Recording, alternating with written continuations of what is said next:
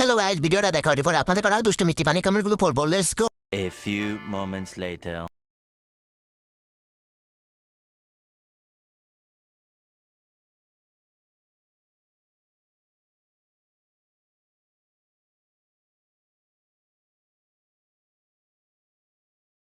এদি আসলে একটা মাল রে।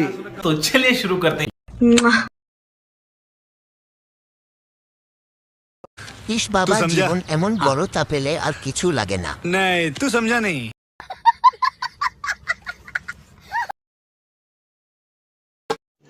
रुको जरा, তোমাকে सबर পেলে करो। আর কি লাগে? बोला धक्का मुक्की नहीं करने का, आराम से।